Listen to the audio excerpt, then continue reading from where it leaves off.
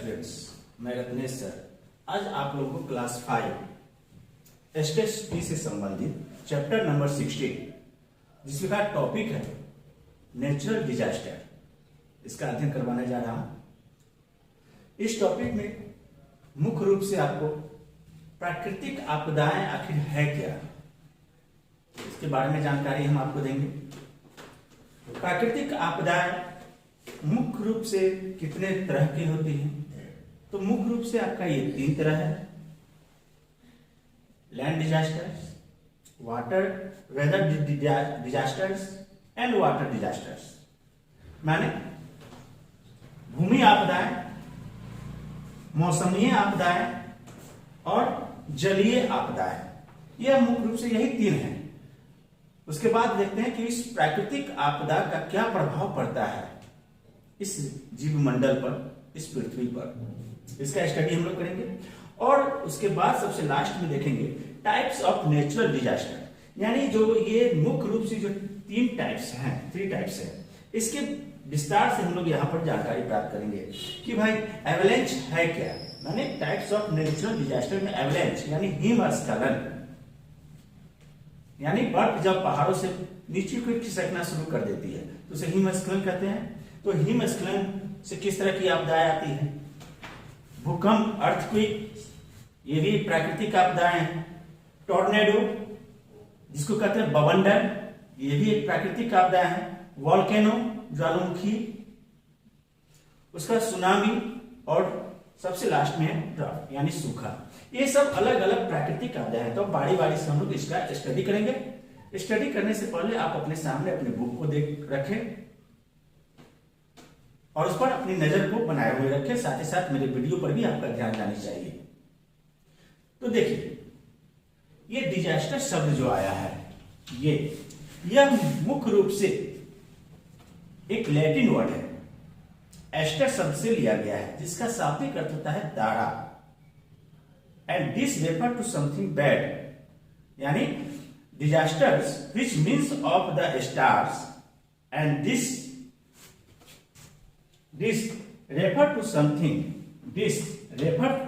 something bad या misfortune, यानी बुरी या माने ऐसी घटना है जिसका किसी तरह से कोई समन्वय नहीं है, अचानक वो घटना घटित हो जाती है। तो आप देखें natural disaster. A natural disaster is an event caused by natural force. प्राकृतिक आपदाएं का मुख्य कारण प्राकृतिक बल है, यानी प्रकृति के द्वारा जो बल, जो ताकत लगाई जाती है, जिसके कारण हमारी इस पृथ्वी पर कुछ परिवर्तन आने शुरू हो जाते हैं, जिससे हम मानव जन को कठिनाइयों का अनुभव करना पड़ता है, लिविंग बीइंग्स को कठिनाइयों का अनुभव करना पड़ता है। वही डिजास्टर में आती है। If it often has a significant effect on shape of the earth, on the lives of people and other living things. इससे हमारी पृथ्वी के शेप, आकार में भी चेंजिंग आ सकती है, इसके आकार में भी परिवर्तन आ सकता है। साथ ही साथ इस पर जो लिविंग बीइंग है उसके ऊपर भी इसका गहरा प्रभाव पड़ता है। Natural disasters have been taking place for a long as the earth has existed. There are many different kinds disasters, यानी कई तरह के होते हैं। जैसे पहले ही आपको बताया था लैंड माने भूमि आपदाएं। इसमें मुख्य रूप से होता है कि land disaster occur due to changing inside the earth surface, यानी पृथ्वी के सतह में जब अंदर से कोई बदलाव उत्पन्न होता है। और यह बदलाव कैसे उत्पन्न होगा अंदर से?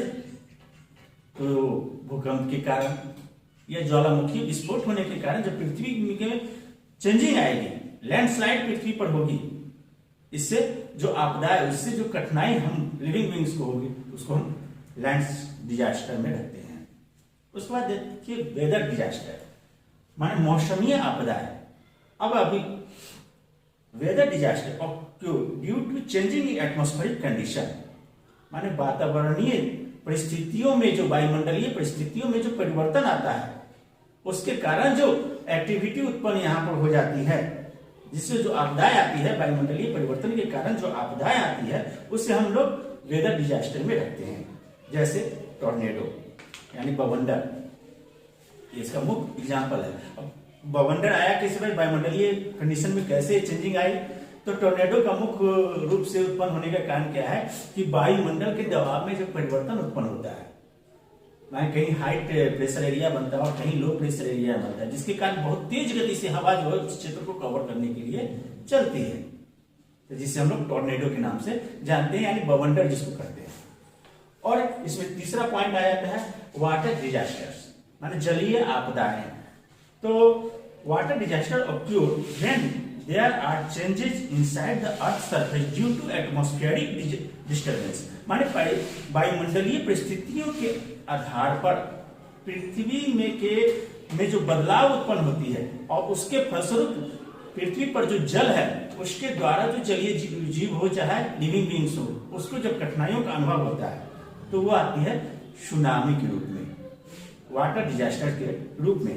अब पृथ्वी के वायुमंडलीय परिस्थिति में जो परिवर्तन आया, चाहे वो ग्लोबल वार्मिंग हो या किसी अन्य कारणवश हो, या पृथ्वी के इनसाइड माने पृथ्वी के अंदर से जो चेंजिंग आती है उसके जिसके फलस्वरूप जो होता है वोल्केनो उत्पन्न होती है, हमारे समुद्री क्षेत्र है वहां पर वोल्केनो उत्पन्न हुआ या अर्थक्वेक आए, तो उस क्या हो पृथ्वी के ऊपरी सतह में बदलाव आने शुरू हो गए, जिसके कारण जल में भी लहरें तरंगे उठनी शुरू हो जाती है जो कि सुनामी का रूप ले लेती है। तब इन सबों के बारे में बारी बारी से आगे देखेंगे। अब देखिए कि इस नेचुरल डिजास्टर का क्या इफेक्ट पड़ता है। The biggest visible effect of natural disaster is the physical live that they live behind. अब क्या बताया गया कि जो भी नेचुरल डिजास्टर्स होते हैं उसका भौतिकीय रूप से बहुत बड़ा माने हानि पहुंचती है। This since disaster strike all of the sudden people are not prepared for them, माने ये जो आपदाएं आती है इस आपदा के कारण व्यक्ति जो है संभल नहीं पाता कि कब यह आपदा आपके पास पहुंच जाए, किस रूप में आ जाए आपको मालूम तक नहीं हो पाती है। Home makers and procedures are often distract living families homeless and jobless. अब इस तरह की जब आपदा आती है तो आप क्या होता है घर से बाहर निकल जाते हैं। हो सकता है कि भौतिक चेंजिंग में जो भूकंप हुआ या टोर्नेडो आए या सुनामी आती है समुद्र कोस्टल एरिया में, तो घर विहीन आप हो जाते हैं, घर से आपको छोड़ देना पड़ता है, घर टूट जाते हैं, यहाँ तक कि आपको जॉब जो है वो भी प्रभावित हो जाता है। आप जिस पेशा से जुड़े हुए हैं वो पेशा आपका प्रभावित हो जाता है। Emotional toll of such disaster is much more devastating.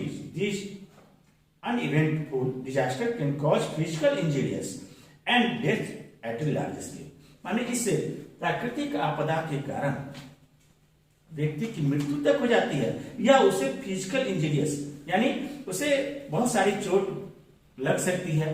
माने कहीं पर अगर भूकंप आ गया, आप जिस मकान में बैठे हुए मकान टूट रही है, क्या होगा आप फिजिकली रूप से डैमेज आपको पहुंचा सकता है, हाथ पैर टूट सकते हैं आपके, आप घर विहीन हो गए, या हो सकता है आपके घर में कुछ ऐसे परिस्थितियां उत्पन्न जाए कि उस भूकंप में वो व्यक्ति उसके अंदर दबे हुए रह जाते हैं। बहुत सारी घटनाएं ऐसी हो सकती है जो आपके ऊपर गहरा प्रभाव इसका पड़ता है। Beside humans, even animals and plants get affected. सिर्फ शुरू में ही बताया कि सिर्फ इससे मानव ही प्रभावित नहीं होता है, बल्कि लिविंग बींग्स, शुरू में ही बोल दिए थे लिविंग बींग्स, जिसमें एनिमल भी आ जाते हैं, प्लांट भी आ जाते हैं, ये सब भी उससे काफी प्रभावित होता है। The habitat of animals and birds is born flooded, a result of natural disaster. Animals are either killed or forced to leave their area and look for new habitat.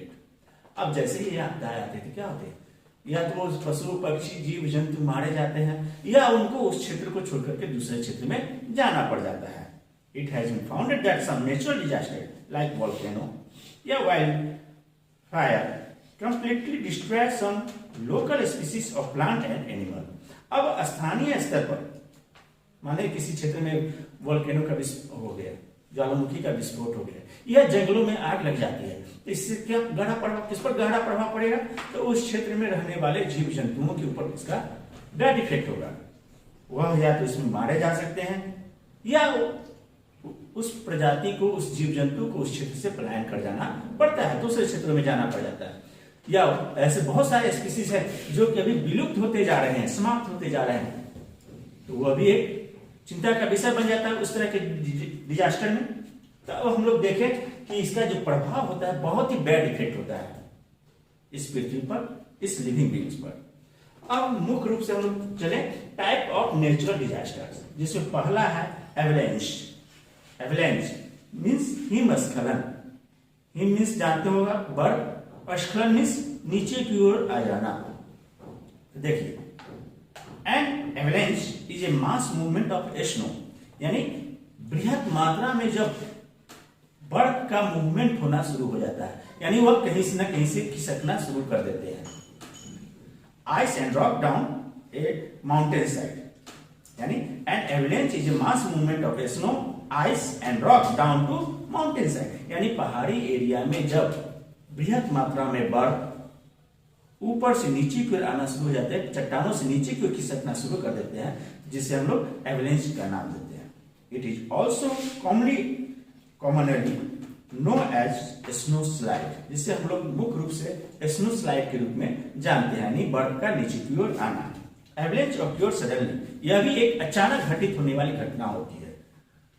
इसके लिए कोई टाइम फिक्स नहीं होता है, समय का कोई निर्धारण नहीं है, इसलिए तो इसको कहते हैं ऐसी घटना जो प्रकृति ने आपके सामने, प्रकृति के द्वारा वो घटना घटित हो रही है, जिसके लिए कोई टाइम फिक्स नहीं होता है। Bottom of the slope it gains speed and power. आप जब पहाड़ से कोई बर्फ का एक बड़ा सा भाग नीचे को आ जाता है, क्या होता है उसमें स्पीड होती है, पावर होती है, और उसके सामने जो भी वस्तुएं पड़ती है उसको धराशायी करते हुए आगे की ओर बढ़ जाती है। This is the reason why the smallest of the avalanche can cause a major disaster. अब उसमें इतनी ताकत होती है कि एक छोटा सा भी बर्फ का चट्टान ऊपर से अगर नीचे की स्लाइड हो तो वह अपने क्षेत्र को काफी ज्यादा नुकसान पहुंचाती है। A big avalanche can even sweep trains of their track. एक बड़ा हिमस्खलन जो होता है एक बड़े बड़े पदार्थ को, यानी कर सकते हैं ट्रेन्स को, अपने ट्रैक से भी विस्थापित कर सकती है। क्रश बिल्डिंग, यहां तक कि उसके मार्ग में पड़ने वाले जो बहुमंजिले अगर इमारतें हैं, 2, 4, 10 मंजिले, उसको भी वो धराशायी कर देता है। उसके मार्ग में पेड़ पौधे हैं उसको भी वो जड़ से, अपरूट ट्री, जड़ से उखाड़ फेंकने का काम वो कर देती है, इतनी उसमें पावर होती है। Anything can triggers an avalanche to occur. It could be an earthquake, wind, snowfall या even movement of skiers on snow. अब ये लैंडस्लाइड, स्नो स्लाइड्स होती कैसे? तो जब कभी भूकंप उस क्षेत्र में आती हो, या तेज हवा के कारण हो, या स्नोफॉल, बहुत ज्यादा बर्फबारी अगर होनी शुरू हो जाती है, तो क्या होगा? अत्यधिक दबाव वह झेल नहीं पाएगा और उस क्षेत्र से बर्फ का एक विशाल टुकड़ा जो है या छोटा टुकड़ा नीचे को खिसकना प्रारंभ कर देती है। अब इसमें देखें नेक्स्ट डिजास्टर के रूप में हम लोग अर्थक्वेक, यानी भूकंप।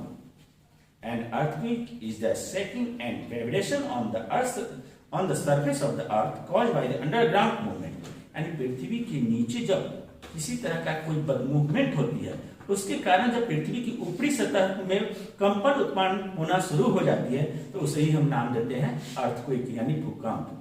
यानी पृथ्वी के निचले सतह में, पृथ्वी के अंदर जब किसी तरह का कोई चेंजिंग आया, उस चेंजिंग के फलस्वरूप पृथ्वी की ऊपरी सतह पर जब कंपन महसूस होनी शुरू हो जाती है, तो वह अर्थक्वेक कहलाती है। Some earthquakes are so slight and they are barely felt, where some of them are so violent that they cause extensive damage. कुछ अर्थक्वेक सामान्य होते हैं, जिसे 9 के बराबर हानि होती है, तो कुछ अर्थक्वेक ऐसे होते हैं जिससे बहुत सारी आपको हानि उठानी पड़ सकती है। A strong earthquake can even causes splinting of the ground. कुछ अर्थक्वेक में क्या होता है कि आपके जो भूमि का क्षेत्र है उसमें दरारें उत्पन्न होनी शुरू हो जाती है। आप न्यूज़पेपर में, मीडिया में, टीवी पर ये सब देखते होंगे कि किसी क्षेत्र में भूकंप आया, उस भूकंप के कारण जो है रोड पे दरार, माने पृथ्वी के भाग जो है फट जाते हैं, यानी दरार वहां पर उत्पन्न हो जाती है। The place in the earth from where an earthquake originates is known as the focus. माने वह जगह जहां से भूकंप उत्पन्न होती है वह क्या कहलाता है? केंद्र कहलाता है, फोकस कहलाता है।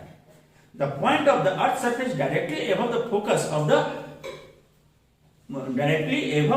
The focus is known as epicentre. यानी मान लीजिए कि हमारी पृथ्वी है और इसके नीचे यहां से भूकंप उत्पन्न हुआ, दो प्लेट यहां पर टकराई है, यहां पर भूकंप हुआ, तो ये हमारा फोकस कहलाता है। और इस फोकस के सिर्फ ठीक ऊपर जो केंद्र होता है, ऊपर जो भाग होती है पृथ्वी पर, ये हमारी पृथ्वी का ऊपरी भाग, तो उसको हम लोग कहते हैं ईपी सेंटर, यानी अधिक केंद्र। और इसी जगह इस ईपी सेंटर एरिया में जो भी कंस्ट्रक्शन हो गए, पेड़ पौधे होंगे, वहां पर आपको ज्यादा हानि उठानी पड़ती है। यानी maximum destruction take place at the epicentre, यानी फोकस के ऊपर, ये हमारा फोकस होगा और ये हो गया हमारा ईपी सेंटर। तो ये ईपी सेंटर वाले भाग पर हमको ज्यादा हानि उठानी पड़ती है। Recall an earthquake that occurred in Gujarat on January 26, 2001। अब हमारे इस देश में बहुत सारे प्राकृतिक आपदा है, उसमें बहुत एक ऐसी प्राकृतिक घटनाएं घटित हुई भूकंप के रूप में।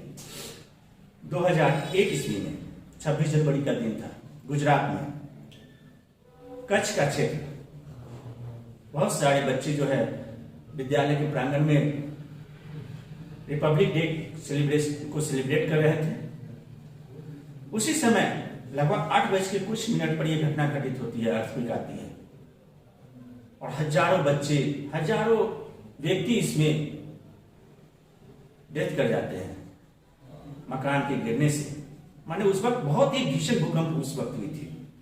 The epicentre of the earthquake was at the Kutch. उस वक्त जो भूकंप का जो केंद्र था वह हमारा कच्छ, गुजरात में ही, गुजरात का जो मरुस्थलीय क्षेत्र है कच्छ, वहां पर था।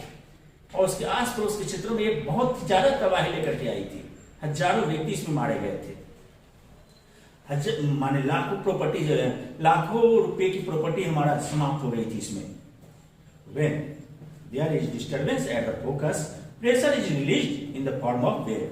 यानी जैसे ही फोकस यानी भूकंप का ये जो केंद्र हुआ, यहां से क्या होगा, एनर्जी रिलीज होती है, पावर, प्रेशर रिलीज होती है, दबाव इस पर पड़ता है पृथ्वी के ऊपरी परत पर। अब कैसे ये दबाव होता है सो देखो, this waves are known as seismic wave, माने तरंगीय, सेस्मिक वेव कहते हैं, भूकंपीय तरंग कहते हैं। This wave travel from the earth and reach the surface. अब यहां से यह तरंग क्या होती है, ऊपर की ओर उठती है प्रेशर पड़ने के कारण, या पृथ्वी के ऊपरी परत पर इसका प्रभाव पड़ता है। तरंग आप साइंस में पढ़े होंगे, तो तरंग का मूवमेंट ऐसे होता है, ऊपर नीचे, जल की तरह, ऐसे ऐसे। तो जैसे ही यहाँ फोकस हुआ, दो चीज टकराए, तो यहाँ है ऐसे, तो यहाँ पर जो वेव उत्पन्न हुआ, ये प्रेशर क्या हुआ, पृथ्वी के ऊपरी भाग पर प्रेशर डालना शुरू किया।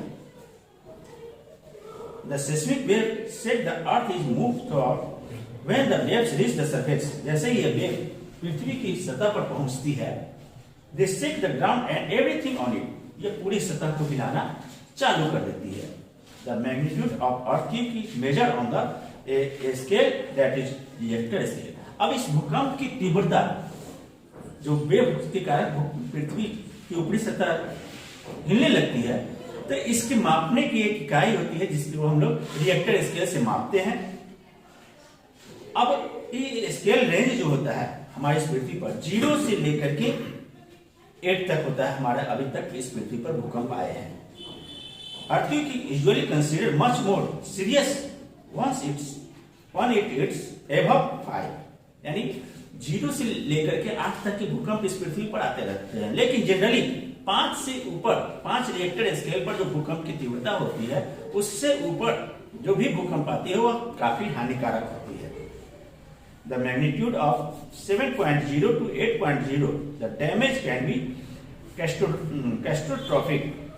माने 7 से लेकर के 8 तक के भूकंप जो है बहुत ही हानि पहुंचाती है और यह पृथ्वी को तहस नहस कर देती है। तो इसी में एक और एग्जांपल यहाँ आपको बताया गया। 2004 26 December the earthquake of magnitude between 9.0 to 9.3 in Sumatra. आप लोग न्यूज चैनल के द्वारा इसको मालूम कीजिएगा, यूट्यूब के द्वारा कि 2004 में जो भूकंप आई थी सुमात्रा, इंडोनेशिया में, जिसका फोकस एपिसेंटर था, उसकी तीव्रता थी उस वक्त 9.0 से लेकर के 9.3 तक। समझिए कितनी बड़ी भूकंप वो हुई थी। इंडिया, श्रीलंका और मालदीव में on the other hand the Gujarat earthquake which occurred in 2001। अब ये बता दे, छोटी सी बातें हैं कि 2004 में इंडोनेशिया में जो भूकंप आई थी जिसकी तीव्रता 9.0 से 9.3 थी, वो कोस्टल एरिया क्षेत्र में इसका एपिसेंटर था, जिसके कारण क्या हुआ, पृथ्वी के निचली परत में चेंजिंग आई, उसके कारण पृथ्वी की ऊपरी परत हिलने लगी। और चूंकि वो कोस्टल एरिया के नियरेस्ट में था, तो जो समुद्र में जो जल थे वह हिलना शुरू कर दी, उसमें एक पावर आया, फोर्स आई, एनर्जी आ गई और वह आगे की ओर बढ़ी, जो सुनामी का रूप ले लेता। और उसी सुनामी के फलस्वरूप हजारों व्यक्ति उसमें मारे गए थे। तो ये हम लोग आगे देखेंगे। इसी तरह गुजरात में भी एक भूकंप आया 2001 में, जिसका मैग्नीट्यूड था 7.6 से 7.7 रिक्टर स्केल पर। The largest earthquake over recorded measure 9.5 on the Richter scale with occurred in Chile. अभी तक सबसे माने विध्वंसक करने वाले सबसे बड़े भूकंप के रूप में चिली एक देश का नाम है, वहां पर भूकंप आया था जिसका रिक्टर स्केल पर मैग्नीट्यूड था 9.5। इससे ज्यादा आज तक नहीं हुआ। यह सबसे अंतिम स्टेज भूकंप की जो मापने की जो इकाई है उसके अनुसार था। अब देखिए कि विश्व के 80% about 80% of all the planets earthquake occur long the rim of the Pacific Ocean. विश्व के 80% भूकंप जो होती है वह प्रशांत महासागर के चारों क्षेत्रों में होती है, जो आपको यहाँ पिक्चर के द्वारा आपका बताया गया है। इस पिक्चर में आप देख लें कि कैसे ये पैसिफिक ओशियन है और पैसिफिक ओशियन के चारों ओर किस तरह से ये भूकंप आते रहते हैं। और हम लोग आगे देखें, टॉर्नेडो। तो अभी हम लोग देख रहे थे कि भाई ये जो पैसिफिक ओशियन का क्षेत्र है, जो आपको पिक्चर के द्वारा बताया गया है, कि इसमें देखिए कैसे ये रिंग ऑफ फायर के रूप में है। यानी यह क्षेत्र जो हमेशा इस क्षेत्र में ज्वालामुखी विस्फोट होते रहते हैं, जिसके कारण वह क्षेत्र जो है भूकंप से प्रभावित होते रहता है। मतलब बहुत ज्यादा भूकंप उस क्षेत्र में आते रहते हैं। तो इस चैप्टर में, इस पार्ट 1 में हमने अभी आपको बताया कि नेचुरल डिजास्टर है क्या। यह मुख्य रूप से तीन भाग में इसके, और इसके इफेक्ट क्या होते हैं और इसके जो टाइप्स होते हैं, उसमें अभी मुख्य रूप से हम लोग एविडेंस यानी हिमस्खलन देखें और अर्थक्वेक के बारे में जाने। अभी लगभग 2-3 साल पहले, जैसे हमको याद है 2017 या 16 में, आप लोग उस वक्त छोटे छोटे रहे होंगे, अपने यहां भी भूकंप आई थी। कितने वो विभत्स रूप में था, माने हम लोग कितने डर गए थे उस भूकंप से। लगातार 1 दिन 2 दिन 3 दिन बीच करके ऐसे आ रहे थे। तो इससे क्या होती है कि जो भी फिजिकल कंडीशन है यहाँ के मकान, बहुत सारे मकानों में दरार आ गई थी। हम और आप डरे हुए थे कि भाई कैसे हम लोग का आगे का जीवन हो। तो भूकंप जो होता है बहुत माने जो भी नेचुरल डिजास्टर में आता है उसमें बहुत ही महत्वपूर्ण स्थान रखता है। इसका कोई लिमिटेशन नहीं है, कब आ जाए, अभी बैठे हुए अभी भी आ सकती है, इसका कोई टाइम पीरियड फिक्स नहीं है। तो अगले पार्ट में हम लोग सेकंड पार्ट में फिर चलेंगे नए वीडियो लेकर के। तब तक थैंक यू फ्रेंड्स। मेरा दिनेश सर आज एक बार फिर आपके लिए class 5 chapter number 16 natural disaster का पार्ट 2 वीडियो लेकर के आया हूं। पार्ट 1 में हमने आपको समझाने की कोशिश किया कि प्राकृतिक आपदाएं है क्या। यानी प्राकृतिक आपदाएं वैसी आपदाएं हैं जो कि प्राकृतिक बल के द्वारा अचानक उत्पन्न होती है। यानी natural disaster is an event caused by the natural force. यह हमने पिछले वीडियो में देखे, सुने या समझने की कोशिश हमने आपको करवाया। इसको हम लोग 3 भागों में बांट करके स्टडी किए थे, water disasters, weather disasters and land disasters. उसके बाद इसका इफेक्ट हम लोग देखें कि वो कोई भी प्राकृतिक आपदाएं आती है तो इसका क्या प्रभाव हमारे ऊपर पड़ता है। बहुत ही गहरा प्रभाव। गहरा प्रभाव कैसे भाई? तो चाहे वो भूकंप हो, लैंडस्लाइड्स हो, या किसी अन्य तरह का चक्रवाती तूफान हो, इससे क्या होता है कि हमारी जन धन की हानि बहुत ज्यादा होती है। यहां तक कि व्यक्ति मारे भी जा सकते हैं, इसमें अपंग हो जाते हैं, शारीरिक रूप से उनको क्षति पहुंचती है। धन की क्षति तो पहुंचती, शारीरिक रूप से बहुत ज्यादा क्षति उनको होती है, विकलांग हो जाते हैं। तो ये सब कुप्रभाव इसका पड़ा। उसके बाद हम लोग को स्टडी जब हम लोग आगे बढ़ाया वीडियो को, तो उसमें देखे थे कि टाइप्स ऑफ नेचुरल डिजास्टर्स मान कितने तरह के होते हैं। तो वहां तो 3 भाग में बांट करके पढ़े थे, तो उसी को हम लोग यहाँ इन डिटेल रूप से स्टडी करने के लिए शुरू किए। तो जिसमें फर्स्ट वीडियो में हमने आपको बताया एवलांच के बारे में, यानी हिमस्खलन के बारे में बताया कि जब पहाड़ों पर बर्फबारी होती है तो बर्फ क्या होती है, वहां जमना शुरू हो जाती है, या टेम्परेचर कम जाता है ऊंचाई वाले क्षेत्र में तो बर्फ जमना शुरू हो जाती है। लेकिन किसी कारणवश अत्यधिक दबाव से हो, चाहे तेज हवा से हो या अर्थक्वेक से हो, उस क्षेत्र में जब परिवर्तन आती है तो क्या होता है, वो बर्फ ऊपर से नीचे की ओर स्लाइड करना, खिसकना शुरू कर देती है। तो उसके रास्ते तरफ जब ऊपर से वो नीचे की ओर खिसकेगी तो उसमें एक प्रेशर होता है, एक फोर्स होता है, तो उसके सामने जो भी वस्तु आती है उसको वो तहस नहस कर देती है। ये भी तो बहुत बड़ी आपदा है। उसके बाद पढ़े कि अर्थक्वेक यानी भूकंप। भूकंप क्या है, तो भूकंप पृथ्वी के अंदर इनसाइड द अर्थ यानी पृथ्वी के नीचे जो परिवर्तन होता है, उस परिवर्तन के फलस्वरूप जब पृथ्वी की ऊपरी सतह में हिलने डुलने लगती है तो जिसे हम लोग अर्थक्वेक के रूप में जानते हैं। सबसे मेजर अर्थक्वेक जो है एबव टू 5 से होता है, लेकिन अपने इस विश्व में 9.3 तक भूकंप हुई है, जो कि चिली में हुआ था। अपने पड़ोसी क्षेत्र इंडोनेशिया, श्रीलंका, इस समय 9 पॉइंट तक की भूकंप उत्पन्न हो चुकी है। इस भूकंप को हम लोग मैग्नीट्यूड के रूप में उसकी मापते हैं, जिसका मुख्य मापक यंत्र होता है आपका, बता दें आपको सर बताएंगे कि मैं हर्ट्ज के रूप में रिएक्टर स्केल पर जो होता है, रिएक्टर स्केल से उसको मापा जाता है, जो कि अपने इस क्षेत्र में 5 पॉइंट से लेकर के और 8.3 तक अर्थक्वेक, 9.3 तक के अर्थक्वेक उत्पन्न हुए हैं।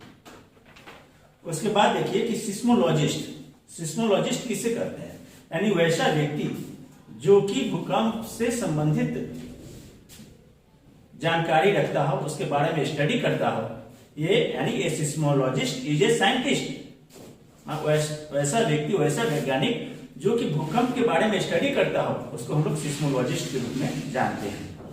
और सिस्मोग्राफर क्या हुआ, तो सिस्मोग्राफर एक इंस्ट्रूमेंट है जिसके द्वारा हम भूकंप की आवृत्ति को मापते हैं। A seismographer is an instrument used for recording the intensity and duration of an earthquake.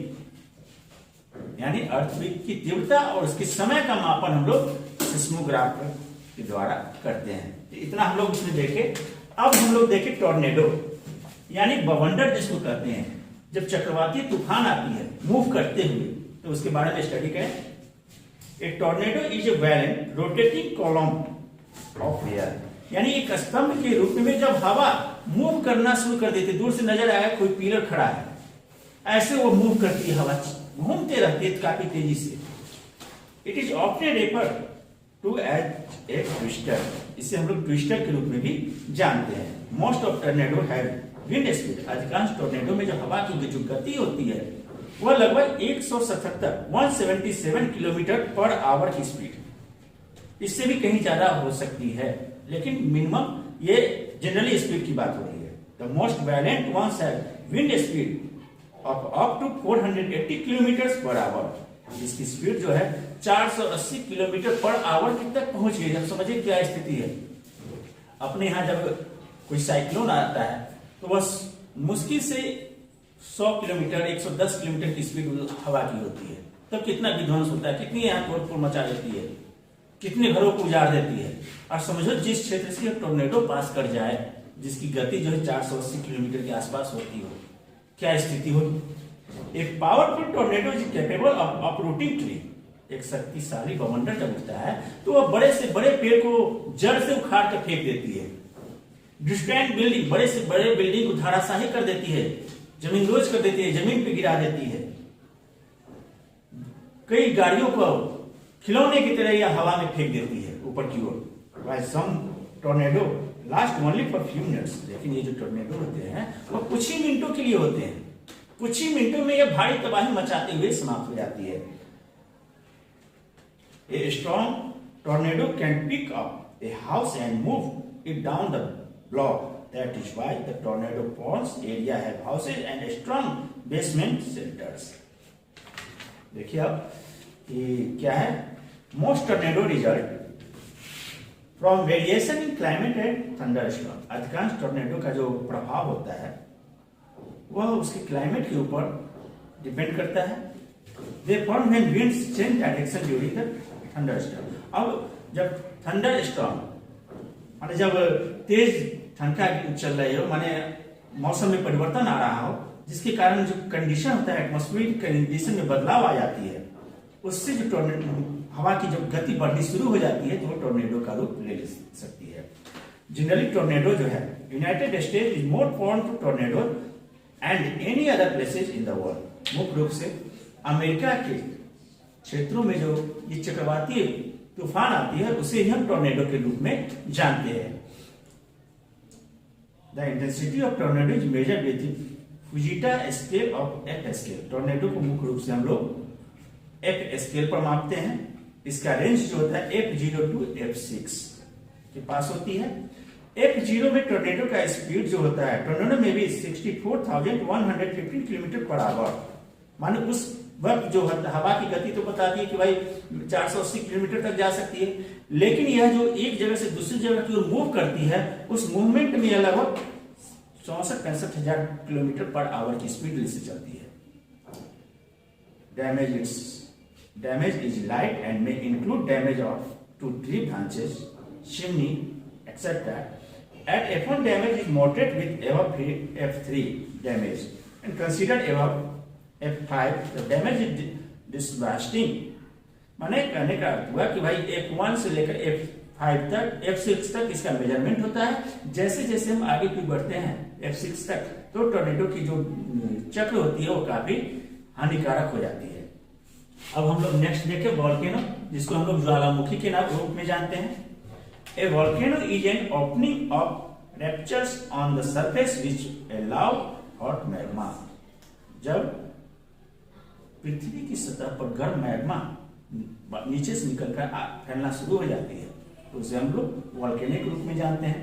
Volcanic ash and gases to escape from below the surface of the earth. यानी जब पृथ्वी के नीचे से मैग्मा बाहर की ओर आती है तो उसकी जो राख होती है, उसकी जो गैसेस होती है चारों तरफ फैलना शुरू हो जाती है। The rock inside the earth are present in liquid form due to very high temperature. पृथ्वी के नीचे जो चट्टानें होती है अत्यधिक तापमान के कारण वो लिक्विड पोजीशन में होती है। ये सभी आप जानते हैं कि पृथ्वी की सबसे ऊपरी परत को क्या कहते हैं? क्रस्ट कहते हैं। उसके बाद मोल्टन होता है और उसके बाद इनर कोर, आउटर कोर और इनर कोर होती है जो कि एकदम तरल अवस्था में होती है। तो वही तापमान के फलस्वरूप पृथ्वी के नीचे की चट्टानें होती है वो तरल अवस्था में मौजूद है। वहां पर लोहे सबसे ज्यादा, उसमें निकेल और आयरन की मात्रा होती है। जब वह पृथ्वी लिक्विड अवस्था में होती है, जब वह पृथ्वी की ऊपरी परत पर पहुंचती है अत्यधिक प्रेशर के कारण वो पृथ्वी से बाहर क्यों निकलती है तो ऊपरी परत पर वो फैलना शुरू हो जाती है, उससे विभिन्न तरह की गैसेज निकलना शुरू हो जाती है। This liquid rock are known as magma. तो यही जो तरल पदार्थ पृथ्वी के नीचे से ऊपर क्यों आते हैं जिसको हम लोग मैग्मा के रूप में जानते हैं। When pressure inside the earth build up, volcano eruption occur। यानी पृथ्वी पर जब बाहर क्यों निकलते तो प्रेशर पड़ता है। When the magma flow out of volcano, it is known as lava। जब यही मैग्मा उस क्षेत्र में आगे को बढ़ना शुरू कर देती है उस वोल्केनिक एरिया से तो वह उसे लावा के रूप में हम लोग जानते हैं। यह काफी तेजी से आगे की ओर मूव करती है। उसके बाद देखें ये वोल्केनो के फलस्वरूप सुनामी भी उत्पन्न हो सकती है, प्लस फ्लड भी हो सकता है। माने रात जिस क्षेत्र में वोल्केनो उत्पन्न हुआ तो वो जो आगे की ओर लावा बढ़ती है तो उस क्षेत्र को काफी तेजी से जब आगे की ओर बढ़े तो सामने आने वाली सारी वस्तुओं को अपने अंदर समेटते हुए बढ़ती है। तो वोल्केनो तीन तरह के होते हैं, एक्टिव वोल्केनो, डोरमेंट वोल्केनो और एक्सटिंक्ट वोल्केनो। एक्टिव वोल्केनो माने जागृत ज्वालामुखी तो volcano that erupt frequently are known as active volcano. वैसी ज्वालामुखी जो बारंबार एक निश्चित अंतराल पर वो माने फूटते रहती है, बाहर की ओर वहां से मैग्मा निकलते रहती है, लावा उससे प्रवाहित होते रहती है, तो उसे हम लोग एक्टिव वोल्केनो के रूप में जानते हैं। More than half of this volcano are part of the ring of fire. इससे पहले जो अभी आपको बताया प्रशांत पैसिफिक ओशियन में जो रिंग ऑफ फायर था वह क्या था भाई, वोल्केनो की एरिया थी और उसी के कारण वहां पर अर्थक्वेक ज्यादा होती रहती है। डोरमेंट वोल्केनो यानी कि इसको कहते हैं सुषुप्त ज्वाला volcano which are more active in historical times but have the potential to erupt again are known as dormant volcano.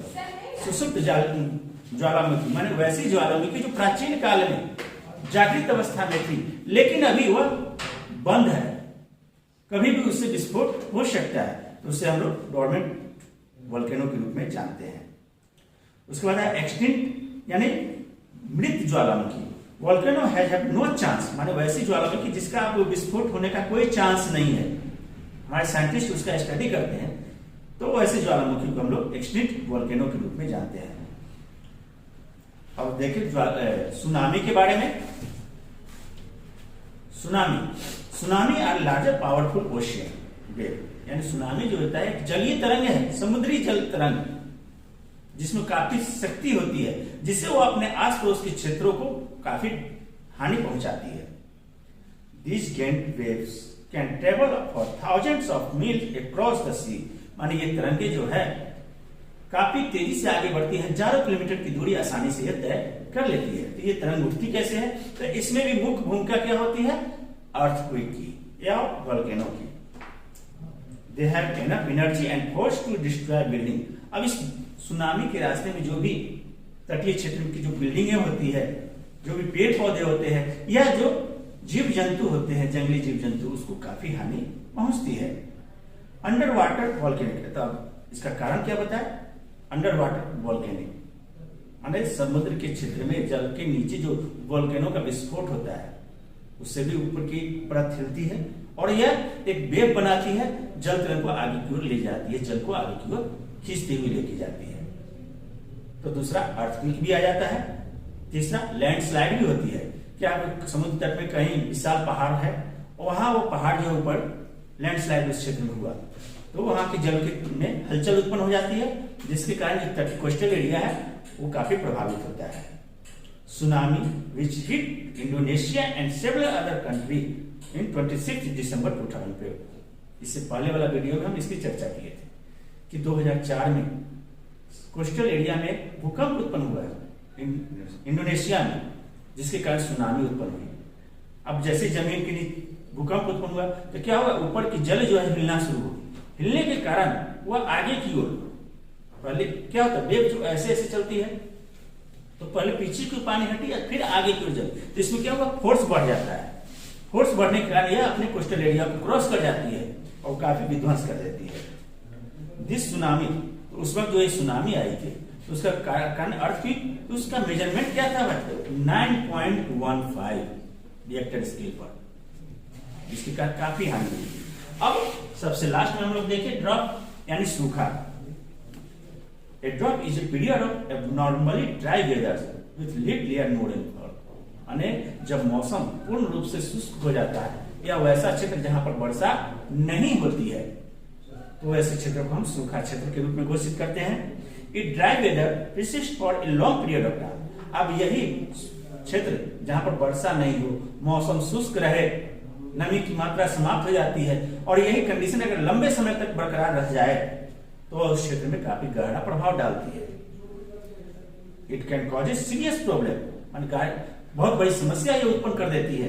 Let us सी, तो कौन सी बड़ी समस्या उत्पन्न होगी भाई, कि जिस क्षेत्र में नमी नहीं हो, वर्षा नहीं हो, तो कौन सी समस्या उत्पन्न होगी, तो क्या होगा, सूखा हो जाएगा, यानी लॉस ऑफ वेजिटेशन या क्रॉप्स, उस क्षेत्र में न वनस्पतियां रहेंगी न फसलें उत्पन्न हो पाएंगी। Drought cause the soil to dry up. These plants are unable to get water from the soil and so they start withering. This lead of weathering away of plant and subsequent crops damage। यानी इस सूखा के फलस्वरूप पेड़ पौधे धराशायी हो जाएंगे, सूख जाएंगे। जब पृथ्वी में जब नमी ही नहीं रहेगी, मॉइस्चर ही नहीं रहेंगे, पानी ही नहीं रहेंगे, तो पेड़ पौधे कैसे जल को अवशोषित करेंगे, कैसे वो अपना भोजन बनाएंगे, कैसे वो फोटोसिंथेसिस क्रिया वहां पर हो पाएगी, नहीं हो पाएगी। उसके बाद है low level of water in stream, river and lake. अब जब वर्षा ही नहीं होगी तो जो आसपास के क्षेत्र में नदी है, पोखरे हैं, झीलें हैं, वहां का पानी का लेवल क्या होगा, गिर जाएगा, डाउन हो जाएगा, सूखते चली जाएगी। Every day some water from the river and stream get evaporate. ये तो हम जानते हैं कि प्रत्येक दिन नदी से, तालाबों से, झीलों से, झरनों से सूरज की रोशनी के कारण पानी इवेपोरेट होती है। However, the river get filled again when rainfall। और उस क्षेत्र में जब वर्षा होगी तभी तो उसको फुलफिल हो पाएगा। अब वर्षा होगी ही नहीं तो क्या होगा, वहां का वाटर लेवल जो है धीरे धीरे गिर जाएगा। तो इससे भी उस क्षेत्र में रहने वाले जीव जंतु इस पर इसका गहरा प्रभाव पड़ेगा। This lead to low ability of water for drinking and irrigation. और उस क्षेत्र में न सिंचाई हो पाएगी, न पीने के लिए पानी उपलब्ध हो पाएगा। क्या होगा, ये भी हम मानव समुदाय के लिए, लिविंग बीइंग्स के लिए हानिकारक हो जाएगा। इंक्रीजिंग इन प्राइस, मूल्य में वृद्धि। अब देखिए जिस क्षेत्र में सूखा हो गया यानी वर्षा नहीं हो रही है, अनाज का उत्पादन ही नहीं होगा तो क्या होगा, उसके मूल्य में वृद्धि होगी कि नहीं होगी। अभी आपके एरिया में पानी अवेलेबल है, वाटर है ना अवेलेबल, हर घर में पानी उपलब्ध है, आसानी से बोरवेल होती है, पानी हम लोग प्राप्त कर लेते हैं। लेकिन अभी जो प्योर वाटर है वो हम लोग के एरिया से समाप्त हो गई। एक तरह से इतनी ज्यादा पॉल्यूशन फैल गया, प्योर वाटर मिलना मुश्किल हो गया। तो हम लोग क्या करते हैं, खरीद करके पानी पीते। पानी अवेलेबल होने के बावजूद भी तो समझिए वो ऐसे क्षेत्र जहां पर पानी है ही नहीं, कैसी परिस्थिति उत्पन्न हो जाएगी, कितनी हानि पहुंचाएगी। तो सभी चीजों के दाम बढ़ जाएंगे। Since agriculture in the mode of the livelihood of farmer, मान किसानों के जीवन यापन का मुख्य आधार क्या है, कृषि है। They are the most effective of the drug. और ये सूखा के कारण इसका सबसे गहरा प्रभाव हमारे कृषि पर पड़ता है, हमारे किसानों पर इसका प्रभाव पड़ता है।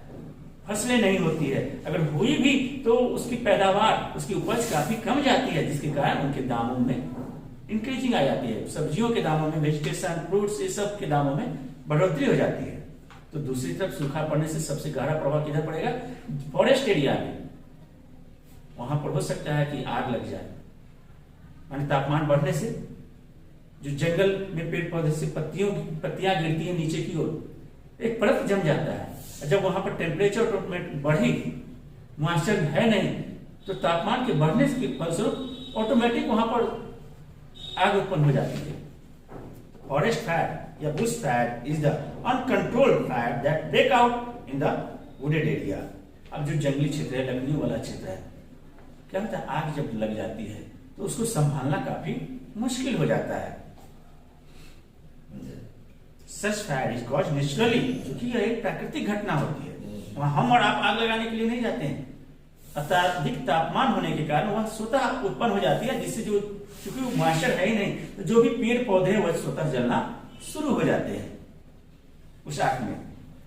The fire is forest area goes out of control as it spread very fast. Wind is the major factor responsible for the spreading of the fire। अब ये हवा इसमें एक महत्वपूर्ण भूमिका निभाती है। जैसे ही आग लगती है क्या होता है कि वहां का टेम्परेचर जब बढ़ने के फलस्वरूप उस क्षेत्र में आग लगी तो वो लो प्रेशर एरिया बन जाती है। और उसको फुलफिल करने के तापमान आप जानते होंगे कि जैसे जैसे तापमान बढ़ता है तो हवा गर्म होकर क्या होती है, ऊपर की ओर जाती है और उस क्षेत्र को भरने के लिए दूसरे क्षेत्र से हवा पहुंचती है। तो ये क्या होगा, वहां आग बुझ जाएगी, बुझ जाएगी या बढ़ेगी, आग और भड़क जाएगी और तेजी से जलना शुरू हो जाएगी। तो विंड में तो इस तरह से कह सकते हैं कि जो भी फॉरेस्ट फायर है, फॉरेस्ट एरिया में जो आग लगती है उसमें हवा भी एक मुख्य कारक बन जाता है उस आग को और बढ़ाने में। और इसका बुरा प्रभाव जो है हम लोग वहां पर रह रहे जीव जंतुओं के ऊपर पड़ता है। Causing damage of life and property, इससे काफी ज्यादा हानियां पहुंचती है, प्रॉपर्टी की हानि पहुंचती है, जीवन जो जीव जंतु उसके जीवन पर प्रभाव पड़ता है इसका। तो इस तरह से हमारे मानव समुदाय के लिए it has been founded that human activity are also responsible for the cause of forest fire. और एक तरह से मानव भी इस फॉरेस्ट फायर के लिए जवाबदेह है, सूखा के लिए जवाबदेह है। क्यों? क्योंकि हम लोग पेड़ पौधे को काटते जा रहे हैं। पेड़ पौधे के काटने के कारण इसका बुरा प्रभाव हमारे इस नेचर पर पड़ता है। टेम्परेचर बढ़ती है, ग्लोबल वार्मिंग हो रही है पेड़ पौधे के काटने के कारण, नए नए फैक्ट्रियों के लगाने के कारण। तो इसको कंट्रोल करना होगा हम लोगों को। तो इस चैप्टर में हम लोग नेचुरल डिजास्टर के कई सारे पार्ट्स पढ़े। इसमें जो समरी है, आप उस समरी को आप स्टडी करें, बार बार देखें और उसको याद करें। फिर हम लोग नेक्स्ट वीडियो अगले चैप्टर में लेकर के आएंगे। तब तक के लिए धन्यवाद।